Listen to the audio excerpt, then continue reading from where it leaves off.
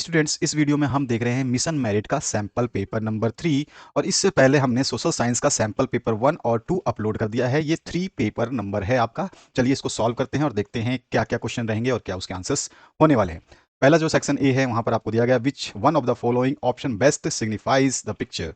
तो निम्नलिखित में से कौन सा विकल्प इस चित्र को सर्वोत्तम रूप से दर्शाता है। इस पिक्चर को आपने देखा होगा, आपके बुक में ये पिक्चर है और अच्छी तरह से जानते हैं ये कौन सा पिक्चर है। तो यहाँ पर जो आपका ग्रेट इंडियन मार्च हुआ था जो उसको दर्शा रहा है, जो कि साउथ अफ्रीका में हुआ था। तो यहाँ पे जो फर्स्ट ऑप्शन आपका करेक्ट हो जाएगा, भारतीय श्रमिकों ने दक्षिण अफ्रीका में 1913 में मार्च किया, उसको ये जो है डिफाइन कर रहा है, सिग्निफाई कर रहा है। ठीक है, तो इसका ए ऑप्शन करेक्ट हो जाएगा।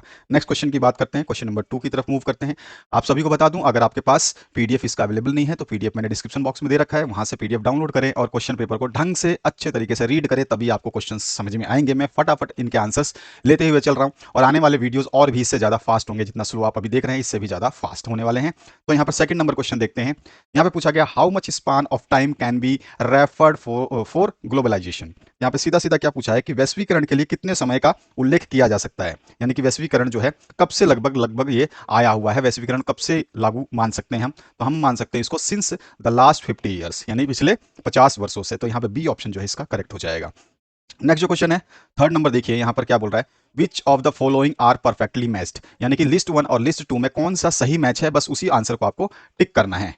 यदि आपने क्वेश्चन पेपर पढ़ लिया है, डाउनलोड कर लिया है पीडीएफ, तो आपको सब कुछ समझ में आने वाला है। इस लिस्ट 1 और लिस्ट 2 में जो मैच होगा वो होगा आपका gomastha official who act as a company agent, यानी गोमस्त था जो एक अधिकारी था जिसने कंपनी एक्ट कंपनी एजेंट के रूप में जो है कार्य किया था। तो यहाँ पर जो आपका आंसर हो जाएगा फर्स्ट वाला ऑप्शन करेक्ट हो जाएगा ए। इसके बाद आ जाइए नेक्स्ट क्वेश्चन पे। नेक्स्ट जो क्वेश्चन है मैच द फॉलोइंग, बाकी सारे ऑप्शन गलत हैं अगर आपने पढ़ लिया है तो, मैं केवल राइट आंसर आपको बताते जा रहा हूं, तो इसको ध्यान रखना है आपको। नेक्स्ट जो क्वेश्चन है फोर्थ नंबर, देखिए match the following items given in column 1 and column 2। अब कॉलम 1 और कॉलम 2 में जो गिवन है इनके आइटम्स को मैच करना है। यहाँ पे क्या था, आपको केवल एक मैच दिया था जिसको सेलेक्ट करना था। अब यहाँ पे आपको थोड़ा सा काम आपका बढ़ गया है, अब चारों ऑप्शंस को आपको मैच करके उसके बाद में सेलेक्ट करेक्ट ऑप्शन करना है नीचे दिए गए। तो सबसे पहले हम देखते हैं इस क्वेश्चन में, अगर आप देखोगे तो सबसे पहले यहाँ पर आपका राज सुंदरी देवी, तो ये कौन है, कहाँ से इसको मैच करना है, आपको ये पता होना चाहिए। तो यहाँ पर कौन सा आंसर सही होगा इसका, इसका जो सही मैच हो जाएगा वो हो जाएगा आभार जीवन। उसके बाद जो दूसरा है, आप यहाँ पे देखिए सुदर्शन चक्र, तो सुदर्शन चक्र किससे मैच करेंगे आप, तो ये मैच जो आपका बी ऑप्शन हो जाएगा, ये हो जाएगा आपका सच्ची कविताएं से। तो यहाँ पर जो है आपका फोर्थ ऑप्शन जो है इसका करेक्ट हो जाएगा। इसके बाद यहाँ पर काशी बाबा, काशी बाबा को आप मैच करेंगे सी ऑप्शन को जो है छोटे और बड़े का सवाल से। तो यहाँ पर जो है फर्स्ट ऑप्शन से आप इसको मैच करेंगे और इसके बाद बाल गंगाधर तिलक, इसको करेंगे आप केसरी से मैच। तो इस तरह से आपके ऑप्शन हो गए। ए ऑप्शन जो है फोर्थ से मैच कर रहा है, ए ऑप्शन जो है आपका थर्ड से मैच कर रहा है, तो यहाँ पे ए ऑप्शन थर्ड से मैच कर रहा है। तो यहाँ पे डी ऑप्शन आप देख सकते हैं, ए जो है थर्ड से मैच कर रहा है, बी इसके बाद में आपका फोर्थ से मैच कर रहा है और इसके बाद सी आपका जो है फर्स्ट से मैच कर रहा है और डी जो है आपका ऑप्शन वो सेकंड से मैच कर रहा है। तो हमारा डी ऑप्शन जो है इसका करेक्ट आंसर हो जाएगा। नेक्स्ट क्वेश्चन की बात करते हैं, तो चलिए नेक्स्ट क्वेश्चन देखिए। यहाँ पे arrange the following options in correct sequence, यहाँ पे सीक्वेंस 1 2 3 4 दिया गया है, लेकिन इसके ऑकरेंस यानी कि जो ऑप्शंस हैं वो पहले कौन सा आएगा, उसके बाद कौन सा आएगा, उसके बाद कौन सा आएगा, उसके बाद कौन सा आएगा, ये आपको बताना है। अगर ऑप्शंस आप ढंग से पढ़ते हैं, अब आपने पेपर पढ़ लिया तो आपको सारा कुछ समझ में आने वाला है। तो सबसे पहले देखिए, China first introduced hand printing technology into Japan. तो चीन ने सबसे पहले हाथ से छपाई की तकनीक जो है जापान में जो है इंट्रोड्यूस की थी, पेश की थी। तो ये हो गया आपका फर्स्ट ऑप्शन करेक्ट। इसके बाद नेक्स्ट जो है आपका कौन सा आएगा, इसके बाद क्या हुआ था, इसके बाद हुआ था आपका जो यहाँ पर देखिए Gutenberg perfected the system by olive press. तो गुटेनबर्ग ने ऑलिव प्रेस द्वारा जो है प्रणाली को सिद्ध किया था। तो ये आपका दूसरे नंबर पे बिल्कुल सही ऑप्शन हो जाएगा। उसके बाद जो नेक्स्ट क्वेश्चन है, नेक्स्ट पार्ट जो है हमारा कौन सा आएगा, press came to be made out of metal, यानी प्रेस जो है धातु से बनने लगा। ये आपका थर्ड ऑप्शन जो है थर्ड नंबर पे ये आ जाएगा और बचा हुआ ऑटोमेटिकली फोर्थ नंबर पे आ जाएगा। ऑफसेट प्रेस वाज डेवलप्ड, यानी कि ऑफसेट प्रेस का विकास किया गया। तो आपका फोर्थ आएगा, उसके बाद आपका थर्ड आएगा, फिर फर्स्ट आएगा, फिर सेकंड आएगा। तो फोर्थ थर्ड फर्स्ट और सेकंड बी ऑप्शन इसका करेक्ट हो जाएगा। नेक्स्ट क्वेश्चन सिक्स्थ पार्ट की बात करते हैं इसके, study the given pie chart and answer the following questions. यहाँ पर आपको देखिए फिगर दिया गया है, production of manganese showing state wise share. तो हर स्टेट का मैग्नीज उत्पादन में कितना शेयर है वो बताया। सबसे ज्यादा यहाँ पे शेयर आपको देखने को मिल रहा है उड़ीसा का, उसके बाद आपका अदर्स में है, और नेक्स्ट जो है उससे ज़्यादा में आपका आ जाता है मध्य प्रदेश, और देन आ जाता है 15% कर्नाटका। अब हम क्वेश्चन को देखते हैं, इसमें क्या पूछ रहा है। इसमें पूछ रहा है which state is largest producer of manganese in India. तो आप तो डायग्राम देखते ही समझ गए होंगे कि इसका आंसर जो हो जाएगा वो उड़ीसा हो जाएगा, क्योंकि सबसे ज़्यादा जो आपका शेयर है वो 33% उड़ीसा का है। तो यहाँ पर आंसर हो जाएगा ए ऑप्शन करेक्ट। नेक्स्ट जो क्वेश्चन है उसकी बात करते हैं। Complete the table with correct information. तो यहाँ पर गंगा रिवर बिटवीन बोला गया है और लेंथ दिया गया है, ठीक है, और यहाँ पे ऑप्शंस दिए गए हैं आपको, ठीक है। तो ऑप्शंस के हिसाब से आपको मैच करना है। तो गंगा रिवर जो है आपका इलाहाबाद हल्दिया, ठीक है, बिटवीन इलाहाबाद हल्दिया, और डिस्टेंस उसकी कितनी है 1620 इन किलोमीटर्स। तो यहाँ पे इलाहाबाद हल्दिया जो है बी ऑप्शन आपका करेक्ट हो जाएगा। नेक्स्ट जो है 8 नंबर क्वेश्चन पे देखते हैं। Prudential reason of power sharing stresses on the fact that. यहाँ पे सीधा सीधा बोल रहा है सत्ता के बंटवारे के विवेकपूर्ण कारण इस तथ्य पर जोर देते हैं कि। अब यहाँ पे कौन कौन से तथ्य हैं, किस किस तथ्य पे जोर देते हैं हम पढ़ते हैं। पहला जो तथ्य दे रखा है इसमें बोल रहा है it ensures the stability of political order. यह राजनीतिक व्यवस्था की स्थिरता को सुनिश्चित करता है। यस, पावर शेयरिंग सुनिश्चित करता है, यह कथन सही है, यानी कि जो है बिल्कुल फैक्ट जो है यहाँ पर सही है। बी है it reduces the possibility of conflict between social group, यानी कि यह सामाजिक समूहों के बीच में संघर्ष की भावना को कम करता है, यह भी इसका ऑप्शन आपका सही है। इसके बाद सी ऑप्शन में पूछा गया it gives a fair share to minority, यानी कि ये अल्पसंख्यकों को उचित जो है हिस्सा देता है, ठीक है, शेयर देता है, तो ये भी सही है। It is the very spirit of democracy, तो ये बोल रहा है कि ये लोकतंत्र की आत्मा है। तो देखो पावर शेयरिंग लोकतंत्र की आत्मा नहीं है, आपको अच्छी तरह से पता है लोकतंत्र की आत्मा हम संविधान को कहते हैं। तो यहाँ पे ए बी सी तीनों सही है, चौथा ऑप्शन गलत है। इसका मतलब अगर मैं ऑप्शंस यहाँ पे स्टेटमेंट की बात करूं कौन सा करेक्ट हो जाएगा, तो ए बी एंड सी तीनों हो जाएंगे। तो इसका मतलब हमारे पास डी ऑप्शन यहाँ पे सही है इसका। इसके बाद आ जाइए नेक्स्ट क्वेश्चन की तरफ। नेक्स्ट क्वेश्चन जो है यहाँ पे आप देख सकते हैं एक डायग्राम दिया गया है, और ये डायग्राम देखने के बाद में आपको सिंपली पूछा गया है कि ये चित्र जो है किसके बारे में हमें बताता है, ठीक है। ये पिक्चर जो है पोर्ट्रेट्स अबाउट किसके बारे में हमें बताता है। यहाँ पे है पावर ऑफ द स्टेट्स, और यहाँ पे लोग बाग खड़े हैं। तो अगर आप इसको बढ़िया तरीके से देख रहे हो और इस पिक्चर को पहले ही पढ़ चुके हो तो आपको अच्छी तरह से पता चल जाएगा कि ये किस चीज़ को दर्शा रहा है। तो यहाँ पर आप देखेंगे the states plead for more power, यानी कि यहाँ पर बोल रहा है कि राज्य जो है अधिक शक्ति की याचना करते हैं। हर एक राज्य जो है अधिक शक्तियों के लिए जो है अपने आप को स्ट्रांग बनाने की कोशिश करता है। तो इसका सही ऑप्शन क्या हो जाएगा, यहाँ पे सी ऑप्शन करेक्ट हो जाएगा। The state plead for more power, यानी कि राज्य अधिक शक्ति की याचना करते हैं, तो सी ऑप्शन इसका करेक्ट हो जाएगा। इसके बाद आते हैं नेक्स्ट क्वेश्चन की तरफ। Question number 10। क्वेश्चन नंबर 10 है identify the person who said that. अब यहाँ पे आइडेंटिफाई करना है जो ये चारों कथन, यानी यहाँ पे आप ऑप्शन देख रहे हैं, चार ऑप्शन है, तो चार ऑप्शन में से किसी एक बंदे ने ही ये सारे स्टेटमेंट दिए होंगे। तो इसने बोला आइडेंटिफाई करना है उस पर्सन को जिसने ये सब कहा है। यहाँ पे पहला स्टेटमेंट आप देखेंगे religion can never be separated from politics. अगर आपने पहला कथन पढ़ लिया है तो आपको याद आ जाएगा कि ये स्टेटमेंट किसका है, आपको चारों कथन पढ़ने की जरूरत नहीं है, क्योंकि सारे के सारे कथन यानी कि सारे सारे स्टेटमेंट उसी बंदे के हैं जिसने पहला स्टेटमेंट दिया है। और ये बहुत अच्छा स्टेटमेंट है कि राजनीति से धर्म को कभी अलग नहीं किया जा सकता। ये स्टेटमेंट किसका है, सभी को याद आ चुका होगा, महात्मा गांधी। दूसरा जो कथन उन्होंने बोला था politics can be guided by ethics drawn from religion, तो यहाँ पे राजनीति को धर्म से ली गई नैतिकता से निर्देशित कर सकते हैं, ठीक है, ये भी उन्हीं का कथन है। और those who believe religion and politics aren't connected don't understand either. तो यहाँ पे बोल रहा है कि जो लोग मानते हैं कि धर्म और राजनीति जुड़े हुए नहीं हैं वे नहीं समझ सकते। और चौथा जो कथन है इसमें पूछा गया है nations are born out of travel and sufferings, यानी कि यहाँ पे बोल रहा है राष्ट्र जो है कष्ट और पीड़ा से ही पैदा होते हैं। तो ये भी कथन महात्मा गांधी का है। तो यहाँ पे हमारा ऑप्शन पहले हमने फर्स्ट स्टेटमेंट अगर आपको याद था तो आपने इसका आंसर सही अंदाजा लगा लिया होगा, तो बी ऑप्शन इसका करेक्ट हो जाएगा। नेक्स्ट जो 10वां क्वेश्चन है, 11वां क्वेश्चन है, उसकी बात करते हैं। एसेसन और रीजन की बात आ गई है यहाँ पे, यानी कि आपको कथन देगा और उसके बाद में कारण देगा, और फिर आपको जो है इसमें से राइट ऑप्शन जो है आपको चूज करने हैं। पहले कथन की बात करते हैं।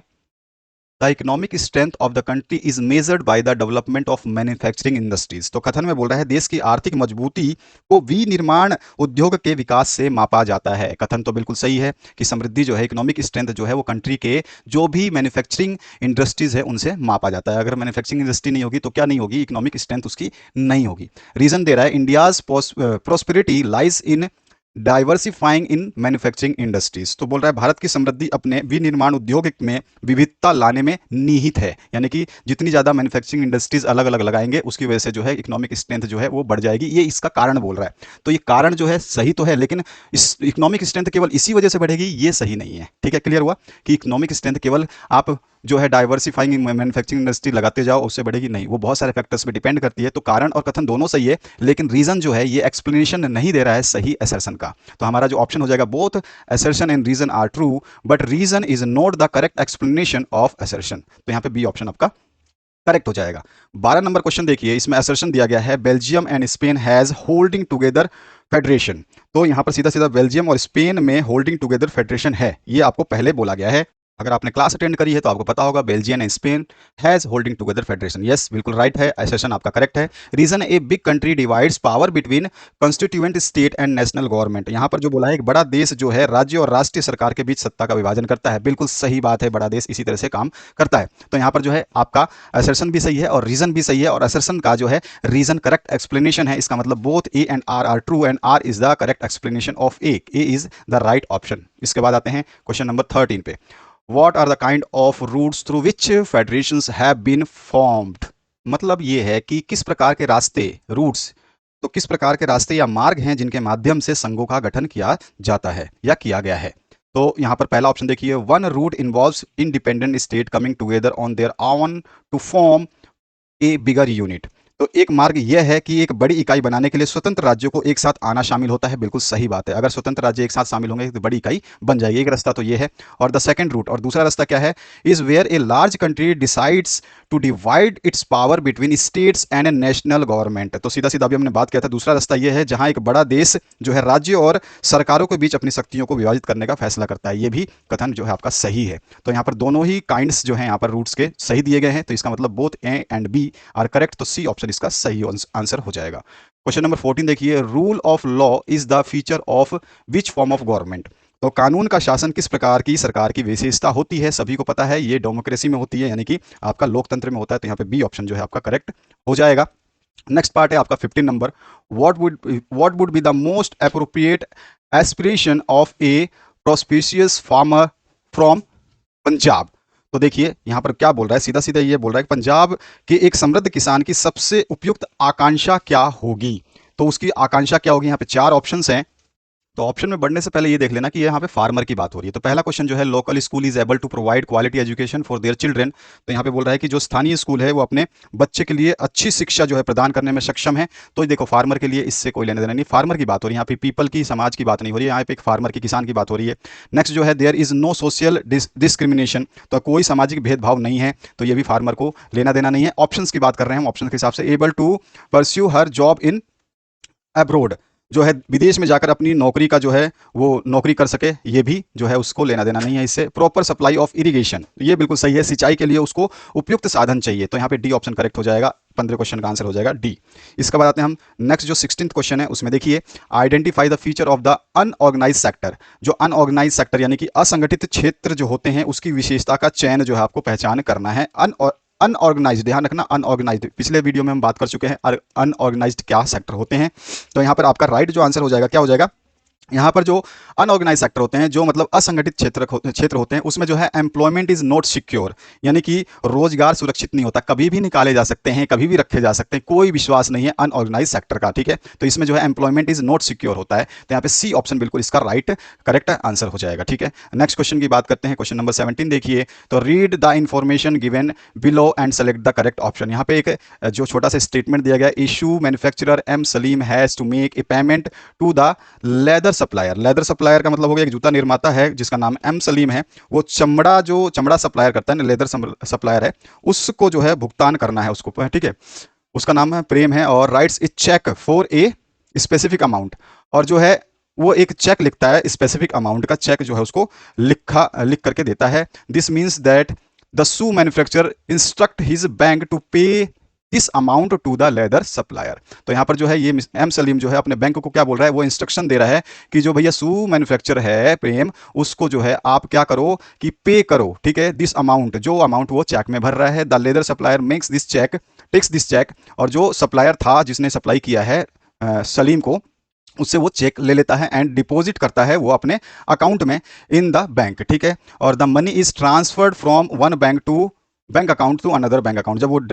जब जमा करेगा तो क्या होगा कि जो सलीम के अकाउंट में से पैसा जो है इसको ट्रांसफर हो जाएगा सप्लायर को। ठीक है, तो यहाँ पर जो है अकाउंट में, बैंक अकाउंट में ट्रांसफर हो रहा है कपल ऑफ डेज, कुछ ही दिनों में। The transaction is complete without any payment of cash, और ये ट्रांजैक्शन जो है किसी भी नगद भुगतान, पेमेंट ऑफ कैश की बात कर रहे हैं, यानी रुपयों का लेना देना जो है हाथों से नहीं हुआ, केवल चेक लिख करके उसमें लिख दिया, जैसे 5 लाख सपोज करो और बैंक में दे दिया, तो वो बैंक ने 5 लाख रुपए उसके अकाउंट में ट्रांसफर कर दिए, तो वही बोल रहा है कि ये ट्रांजैक्शन जो है विदाउट एनी कैश पेमेंट हुआ है। तो how are cheque beneficial against demand deposits, तो कैसे जो है एक चेक जो है डिमांड डिपॉजिट में कैसे जो है फायदेमंद है, ये आपसे पूछा गया है। तो यहाँ पे अगर आप ऑप्शन देखते हैं तो इसमें मैंने अभी लास्ट में जो बताया था कि यहाँ पे विदाउट एनी कैश पेमेंट हुआ है, यानी कि तो यहाँ पे अगर आप सारी चीजें देखते हैं तो यहाँ पे आपको मिलेगा एक there is direct settlement of payment without the use of cash, यहाँ पे कैश का यूज ही नहीं किया गया, यही सेटलमेंट जो है इसका सबसे ज्यादा बेनिफिशियल जो है इस चेक का हमको देखने को मिल रहा है अगेंस्ट द डिमांड डिपॉजिट। तो सी ऑप्शन जो है इसका करेक्ट हो जाएगा। नेक्स्ट जो क्वेश्चन है उसके ऊपर मूव करते हैं। यहाँ पे 18th नंबर जो क्वेश्चन है, the following table shows source of rural house hold in India in year 2003। तो यहाँ पर जो है आपको तालिका दी गई है, इसमें 2003 में भारत के ग्रामीण परिवारों का स्रोत जो है दर्शाया जाता है, और स्रोत क्या है, सोर्सेज क्या है, शेयर कितना है वो दे रखा है। मनी लेंडर जो है वो आपको 30% दिया है, यानी कि जिसको साहूकार बोलते हैं वो 30% है, सबसे ज़्यादा इसी का लग रहा है।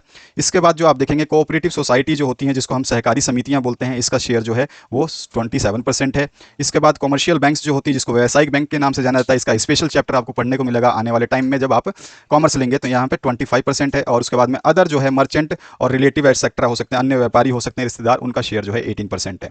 Analyse the above table, what is the share of formal sector in total credit, total credit में फॉर्मल सेक्टर का कितना योगदान है आपको बताना है। जो आपका पहला मनी लेंडर्स जो होते हैं, जिसको हम साहूकार बोलते हैं, ये फॉर्मल सेक्टर यानी कि गवर्नमेंट के अंडर नहीं आते हैं, तो फॉर्मल सेक्टर में नहीं होकर के इनफॉर्मल हो जाएगा, तो ये तो आएगा नहीं इसमें। कोऑपरेटिव सोसाइटीज जो है गवर्नमेंट के अंडर आते हैं, तो ये हमारा जो है फॉर्मल में आ जाता है।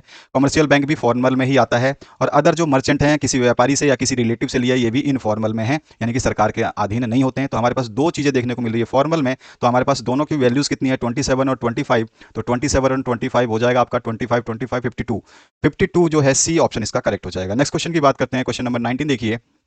Consider the following statement regarding unorganised sector and identify the incorrect, यहाँ पे ध्यान रखना क्वेश्चन में बोल रहा है इनकरेक्ट, जब भी नॉट और इनकरेक्ट बोले तो क्वेश्चन को थोड़ा ध्यान से पढ़ लेना।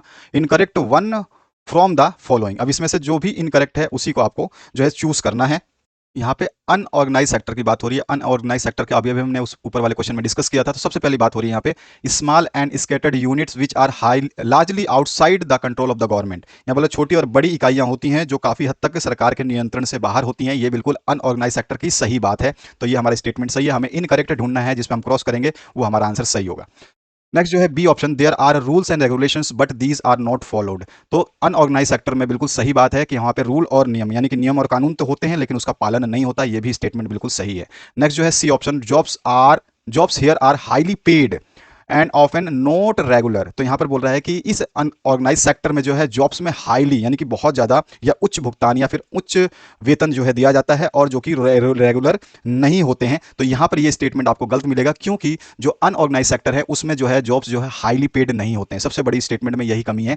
नॉट रेगुलर तो होते हैं लेकिन हाईली पेड नहीं होते, तो ये स्टेटमेंट यहाँ पे गलत है। नेक्स्ट जो है no provision for overtime, देखो अनऑर्गेनाइज सेक्टर में ओवर टाइम का कोई प्रोविजन नहीं होता। पेड लीव यानी आपने छुट्टी ले ली तो उसके पैसे नहीं मिलेंगे, कोई हॉलीडे नहीं मिलता है, और लीव ड्यू टू सिकनेस, अगर आप बीमार होते हैं तो भी अनऑर्गेनाइज सेक्टर में जो है लीव नहीं मिलता। तो ये भी स्टेटमेंट बिल्कुल सही है। तो हमारे तीन स्टेटमेंट बिल्कुल सही है, लेकिन सी स्टेटमेंट जो है इसमें आधा सही है और आधा गलत है, इसलिए हमारा सी ऑप्शन जो है इसका करेक्ट आंसर हो जाएगा, इनकरेक्ट स्टेटमेंट। ठीक है, नेक्स्ट 20वां जो नंबर है इसके ऊपर करते हैं हम काम। तो from the given option select the functioning activity of the tertiary sector, तो यहाँ पे पूछा गया है कि जो विकल्प दिए गए हैं इसमें से तृतीय क्षेत्र की कार्यशील गतिविधि का कौन चयन करता है, ये आपको बताना है। यहाँ पे 4 ऑप्शन हैं और यहाँ पर जो हम ऑप्शन को सेलेक्ट करेंगे वो बेस्ट ऑप्शन होना चाहिए। इस क्वेश्चन में हमें फंक्शनिंग एक्टिविटी बतानी है टर्टियरी सेक्टर की। तो देखिए यहाँ पर क्या होगा, गुड्स दैट आर प्रोड्यूस, जो भी गुड्स जो प्रोड्यूस होते हैं, जो भी माल जो है उत्पादित माल होता है, उसको क्या करते हैं, would need to be transported by trucks और trains and then sold in the wholesale और रिटेल शॉप। तो यहाँ पर बोला जा रहा है कि उत्पादित माल को ट्रकों या ट्रेनों से ले जाकर के थोक या खुदरा व्यापारी जो होते हैं वहां दुकानों तक बेचने की आवश्यकता होती है टर्टियरी सेक्टर के अंतर्गत, जो फंक्शनिंग एक्टिविटी है उसके अंडर।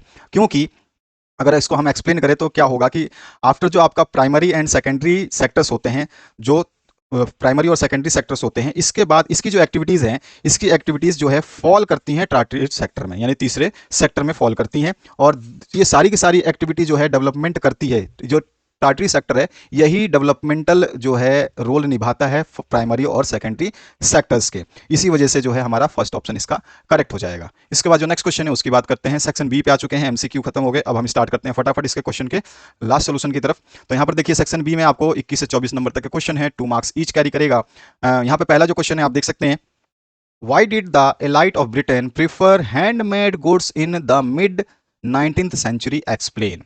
तो 19वीं सदी के मध्य में ब्रिटेन के अविभाजित वर्ग जो थे उनसे बनने वाले सामान को ही प्राथमिकता दी गई, इसको एक्सप्लेन करना है। इसी के और पार्ट में आपसे पूछा गया, how has ever increasing number of industries in India made raw ores position by exerting pressure on existing fresh water resources explain. तो भारत में उद्योगों की लगातार बढ़ती हुई जो संख्या है, लगातार बढ़ती हुई संख्या है, इसकी वजह से जो मौजूदा हमारा जल संसाधन है इस पर बहुत ज़्यादा दबाव बढ़ गया और उसकी हालत जो है बद से बदतर हो गई, इसको एक्सप्लेन करना है आपको। तो दोनों के आंसर्स आपको मिलेंगे, यहाँ पर नीचे है फर्स्ट का आंसर और दूसरे और पार्ट में है सेकंड का आंसर। इसके बाद आते हैं हम नेक्स्ट क्वेश्चन की तरफ।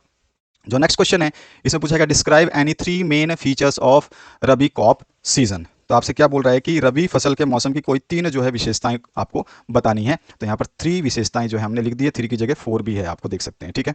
नेक्स्ट जो क्वेश्चन है इसकी बात करते हैं 23rd नंबर की। इसमें क्या पूछा गया, explain the 3 components of political party, यानी राजनीतिक दल के 3 घटक कौन कौन सी हैं वो आपको बताने हैं। तो यहाँ पर हमने एक्सप्लेन किया है, आप इनको नोट करिएगा, पढ़िएगा ढंग से।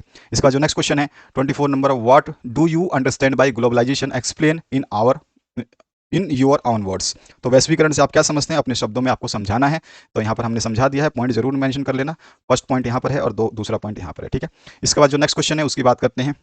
यहाँ पे सेक्शन सी स्टार्ट हो चुका है जिसमें 25 से 29 नंबर तक के क्वेश्चंस रहेंगे, ईच कैरी 3 मार्क्स। तो पहला जो है आपका क्वेश्चन देखिए, जिसमें पूछा गया है, describe the implications of first world war on economic and political situation of India. तो भारत की आर्थिक और राजनीतिक स्थिति पर प्रथम विश्व युद्ध के प्रभाव को जो है आपको समझाना है। तो यहाँ पर आप प्रभाव जो है पॉइंट टू पॉइंट समझा देंगे। नेक्स्ट जो पार्ट है उसकी बात करते हैं। यहाँ पर आपसे पूछा गया है, describe the economic condition of Britain after the first world war. तो आपसे पूछा क्या गया है कि प्रथम विश्व युद्ध के बाद ब्रिटेन की आर्थिक स्थिति की कैसी थी, आपको समझाना है। तो यहाँ पे 26 नंबर को आप समझा देंगे। इसके बाद जो नेक्स्ट क्वेश्चन है उसकी बात करते हैं। क्वेश्चन नंबर 27 नंबर देखिए, यहाँ पे पूछा, what is the meaning of rain water harvesting. तो यहाँ पे वर्षा जल संग्रहण क्या होता है, और state any 4 points that should be kept in mind for efficient management of water. और आपको जो है जल को के कुशल प्रबंधन को ध्यान में रखने के लिए किन्हीं 4 बिंदुओं का जो है आपको समझाना है, उल्लेख करना है। इसी के और पार्ट में है जो scarcity of which resource is shown in the picture and how it is shown, suggest method to reduce the scarcity of resources। तो यहाँ पर जो एक पिक्चर आप देख रहे हैं जिसमें महिलाएं खड़ी हैं, काफ़ी घड़े हैं यहाँ पर, जो कि आप देख रहे हैं मटके हैं और जो कि पीतल के हैं या स्टील के हैं, और ये लाइन की कतार है, यानी कि ये वाटर के लिए जो है खड़े हैं। ये स्कैर्सिटी इसमें दुर्बलता जो है दिखाई दे रही है। अब इसी चीज़ को आपको बताना है, ठीक है। तो यहाँ पर हमने इसको एक्सप्लेन किया, इस पिक्चर को आप यहाँ पर देख सकते हैं, और जो भी रीजन हमसे पूछा गया क्वेश्चन में उसको भी यहाँ पे एक्सप्लेन किया गया है, ठीक है। तो यहाँ पर पहला वाला जो आपका meaning of rain water harvesting क्या होती है, ये पहले वाले का आंसर है। और इसके और पार्ट में जो है हमारा जो सोर्स कौन सा है, तो वो वाटर है, यही पूछा गया, which source shown in the picture. तो हमने इसको सोर्स को जो है शो किया है, वाटर है, और उसके बाद में इसका आंसर दे दिया है। इसके बाद जो नेक्स्ट क्वेश्चन है 28 नंबर देखिए। 28 में आपसे क्या पूछा गया है, यहाँ पे पूछा गया, how did people belonging to different communities, religion और language groups develop a sense of collective belonging in the 19th century India. Explain करना है आपको। तो यहाँ पर क्या करना है, विभिन्न समुदाय जो होते हैं, क्षेत्र होते हैं या भाषा होते हैं, इनके लोग किस प्रकार की जो है 19वीं शताब्दी के समय में भारत में सामूहिक संबंध जो है उसकी भावना विकसित हुई, ये आपको एक्सप्लेन करना है। तो यहाँ पर जो आप देख सकते हैं आंसर मैंने दे दिया है, तो आप इसको नोट डाउन कर लेंगे। नेक्स्ट जो पार्ट है 29th number, imagine yourself to be XYZ। मान लो कि आप XYZ हो, a member of women self help group, जो महिला स्वयं सहायता समूह की सदस्य है। Analyse the way through which your group provides loan to the members. तो आपको जो है एक छोटा सा उन तरीकों का विश्लेषण करना है जिनके माध्यम से आप जो है आपका समूह जो है वो सदस्य को ऋण प्रदान करेगा। तो यहाँ पर जो है उसको मैंने पॉइंट टू पॉइंट डिस्कस किया हुआ है, आप इसको नोट डाउन करेंगे। नेक्स्ट जो पार्ट है सेक्शन डी स्टार्ट होता है। सेक्शन डी में आपको 30 से 33 नंबर तक का क्वेश्चन के आंसर्स देने हैं। तो यहाँ पर जो पहला क्वेश्चन है सेक्शन डी में उसकी बात कर लेते हैं। तो 38 नंबर क्वेश्चन जो है, why was the period of 1848 considered as phase of revolution of the liberal in Europe. तो रिबलर्स इन यूरोप का जो है ये रेवोल्यूशन कैसे कंसीडर किया जाता है। अगर मैं इसको बात करूं तो 1848 के काल में यूरोप में उदारवादियों की क्रांति का चरण क्यों माना गया, ये आपको समझाना है। इसका आंसर आपको नीचे मिलेगा। इसी के और पार्ट में एक और क्वेश्चन है, the first clear explanation of nationalism came with the French revolution in 1789 examine the statement. यहाँ पे बोला गया है जो राष्ट्रवाद की पहली स्पष्ट अभिव्यक्ति जो है वो 1789 में फ्रांसीसी क्रांति के साथ हुई थी। स्टेटमेंट को एक्सप्लेन करना है, तो इसका भी आंसर हमने एक्सप्लेनेशन जो है नीचे दे दिया है। ध्यान रखना है कि ये क्वेश्चंस जो है बड़े हैं, यहाँ पे आप मार्क्स देख सकते हैं, ठीक है। तो जिस हिसाब से क्वेश्चन उसी हिसाब से आपको राइटिंग करनी है, इससे ज्यादा एक्स्ट्रा नहीं लिखना है। ये क्लियर रहेगा आपको, तो यहाँ पर आप उसके आंसर्स को देख सकते हैं। ये आंसर है, पॉइंट टू पॉइंट है सब कुछ। इसके बाद जो नेक्स्ट क्वेश्चन है उसकी बात करते हैं। 31 नंबर जो है इसमें पूछा गया what is human development, explain it's indicators. तो यहाँ पे सीधा सीधा मानव विकास क्या है, इसके संकेतकों की जो है व्याख्या आपको कर देनी है। और ऑप्शन में जो है उसकी बात करते हैं। तो आप जानते हैं मानव विकास में जो है आपको लाइफ ले लेते हैं, जिसमें बर्थ रेट आ जाती है और स्कूलिंग ईयर्स आ जाते हैं, आफ्टर स्कूलिंग ईयर्स आते हैं, ग्रोस नेशनल इनकम आ जाता है। ये सारी चीजें जो है अभी अभी मैंने दूसरे बोर्ड में भी एक बार इसको करवाया है। तो चलिए, imagine yourself as one of the head of the states attending the International Earth Summit at Rio de Janeiro, Brazil, and suggest some method for environment protection। Brazil में जो रियो डे जनेरियो का जो एक सम्मेलन, पृथ्वी सम्मेलन के नाम से, इसको अर्थ समिट के नाम से जाना जाता है, यहाँ पे लिखा हुआ है। तो इस पृथ्वी सम्मेलन में एक छोटी सी 8 या 9 साल की बच्ची होगी जिसका नाम था सुजुकी, ठीक है। उसने अपने केवल 5 मिनट के भाषण में पूरी दुनिया को मोहित कर लिया था अर्थ समिट के बारे में, एनवायरनमेंट के बारे में उसने जो भाषण दिया था, अनबिलीवेबल था। अगर आप उसको सर्च कर सकते हैं यूट्यूब पे, उसका वीडियो मिल जाएगा, इंग्लिश प्लस हिंदी में भी मिल जाएगा। आई थिंक आप उसको जरूर चेक करें और पढ़ सकते हैं या सुन सकते हैं, तो आपके पास समय है तो जरूर सुने। Earth Summit Rio de Janeiro speech by Suzuki, ठीक है। आगे बढ़ते हैं। तो यहाँ पे सीधा सीधा क्या बोला है कि आप मान लीजिए कि ब्राजील के रियो डी जनेरियो में अंतर्राष्ट्रीय पृथ्वी सम्मेलन, जो शिखर सम्मेलन में भाग लेने वाले जो प्रमुख राज्य थे, उसमें से खुद जो है आप कह सकते हैं कि कौन सा जो है आप जो है एनवायरनमेंट सजेस्ट जो कर सकते हैं सब मेथड का एनवायरनमेंट प्रोटेक्शन के लिए, तो वो आपको बताना है। तो यहाँ पे दोनों क्वेश्चन के आंसर आपको मिल जाएंगे। सबसे पहले ह्यूमन डेवलपमेंट जो होता है वो क्या होता है, ठीक है। इसके इंडिकेटर्स कौन कौन से हैं, तो मेन इंडिकेटर्स जो है आपको दो बहुत ध्यान से जो है इनको लिखना है और बहुत ही साफ सुथरे इंडिकेटर्स जो है आपको बताने होंगे, ठीक है, क्लियर। इसके बाद इसका और पार्ट जो है, अगर आप रहते उसकी जगह पे जो यहाँ पे आपका अर्थ समिट हुआ था रियो डी जनेरो में, तो आप क्या अपने अपने सजेशंस देते, तो वो यहाँ पर हमने दे दिया। इसके बाद आते हैं नेक्स्ट क्वेश्चन की तरफ, जो power sharing is the essence of democratic government, examine the statement. तो यहाँ पे सीधा सीधा बोल रहा है कि सत्ता का बंटवारा एक लोकतांत्रिक सरकार का जो है सार हो सकता है या है। इस कथन को जो है आपको एक्सप्लेन करना है, एग्जामाइन करना है। और ऑप्शन में जो है आपसे पूछा गया है what do you mean by, यहाँ पे देखिए, मेजोरिटेरिज्म और how did it cause civil war in Sri Lanka.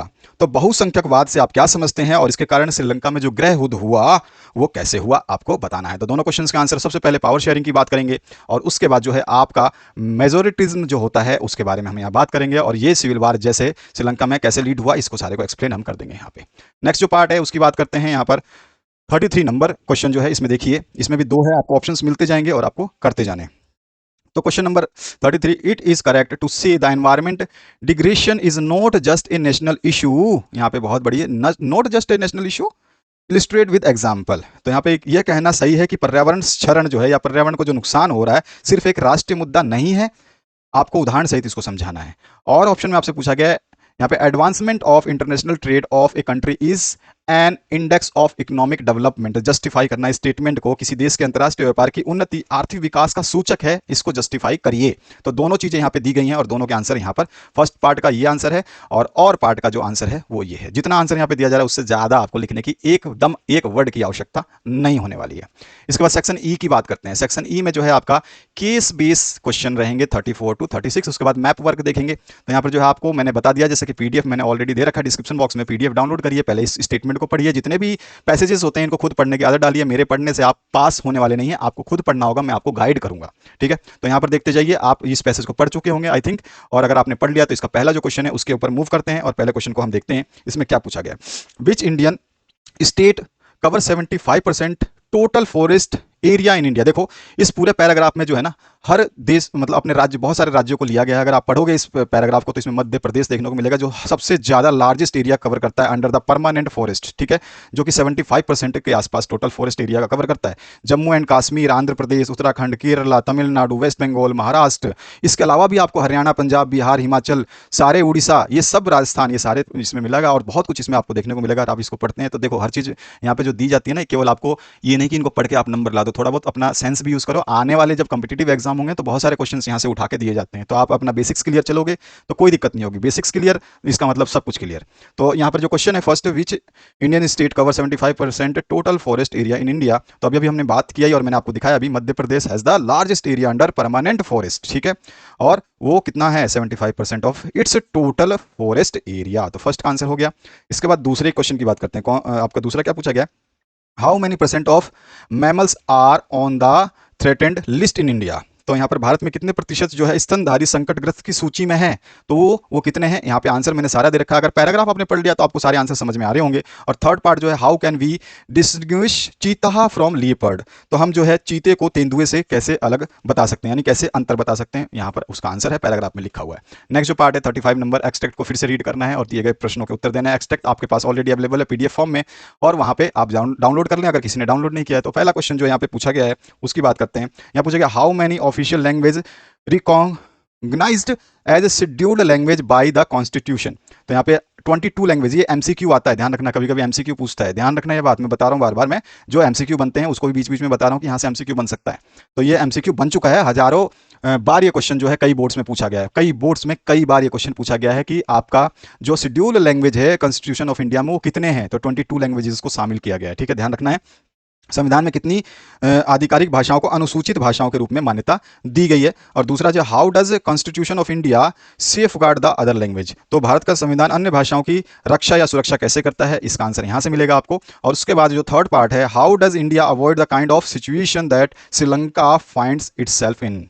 और भारत उस तरह की स्थिति से कैसे बच सकता है जिसमें श्रीलंका खुद को पाता है, ठीक है। तो इसका भी आंसर यहाँ पे आपको मिल जाएगा, सारा पैराग्राफ से लिया गया है, पैराग्राफ को ढंग से पढ़ोगे सब कुछ समझ में आएगा। नेक्स्ट जो है, फिर से आपको स्टडी करना है पैराग्राफ, उसके बाद में फिर से आपको आंसर्स देने हैं। चलिए आ जाते हैं। यहाँ पर जो पहला क्वेश्चन है पूछा गया है, this means that the importance of the sector had changed, which sector has lost its prior importance. तो आप देख रहे हैं कि सबसे ज्यादा जो है हमारा सेवा क्षेत्र का आता है, और सबसे ज्यादा इफेक्ट जो है, कम इफेक्ट होता है या कम जो है प्रायोरिटी में आता है वो प्राइमरी सेक्टर यानी कृषि क्षेत्र, प्राकृतिक संसाधनों वाला क्षेत्र जो है वो आता है। पैराग्राफ अगर आपने पढ़ लिया तो आपको सब कुछ समझ में आ जाएगा। तो इसमें आप सीधा सीधा सेकंड क्वेश्चन है, why do most people engage in unorganised sector in spite of its bad working condition.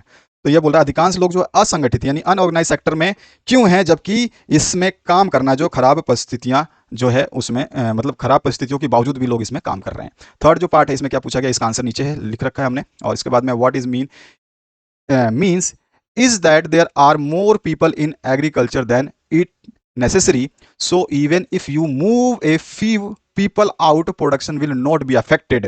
और ये प्रोडक्शन अफेक्टेड, यहाँ पे आपको डेफिनेशन देखने को मिल रही है। सभी ने अगर ध्यान से प्रच्छन्न बेरोजगारी का नाम सुना है ना, तो उसके लिए आंसर यहाँ पे देना है, बस आपको केवल एक ही नाम लिख देना है। तो यहाँ पर जो है प्रच्छन्न बेरोजगारी की डेफिनेशन छोटी सी दे रखी है कि कोई ऐसा सेक्टर एग्रीकल्चर है जो इसमें बहुत सारे लोग अननेसेसरी काम करते हैं, ठीक है, जितनी आवश्यकता है उससे ज़्यादा काम करते हैं। इवन जब हम को उसमें से अगर 2-4 आदमियों को निकाल भी देते हैं, फ्यू पीपल को आउट कर देते हैं, तो भी हमारा जो प्रोडक्शन है यानी कि जो हमारी एग्रीकल्चर है वो जो है इफेक्ट नहीं होती है।